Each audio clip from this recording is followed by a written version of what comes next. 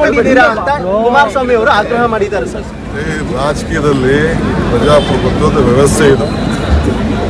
ಚರ್ಚೆ, ವಾದ, ವಿವಾದ ಎಲ್ಲ ಕೂಡ ರಾಜಕಾರಣದಲ್ಲಿ ಇರಬೇಕು.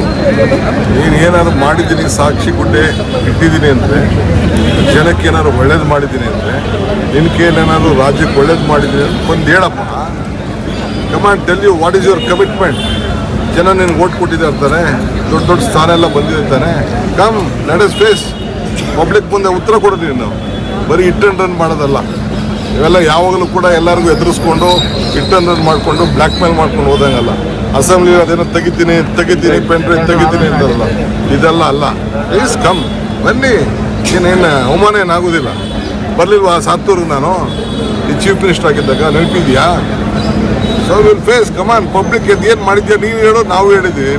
ನಂದೇನು ಉಳುಕಿದೆ ತೆಗಿ, ನಿಂದೇನಿದೆ ತೆಗಿಯೋಣ, ನಾನೇನು ಮಾಡಿದ್ದೀನಿ ತೆಗಿಯೋಣ, ನೀನೇನು ಮಾಡಿದ್ಯಾ ಅಂತ ಮಾತಾಡೋಣ. ಬಿಚ್ಚಿಲಿ ರೀ, ಯಾರು ಬೇಡ ಅಂತಾರೆ? ಬಿಚ್ಚಿಲಿ.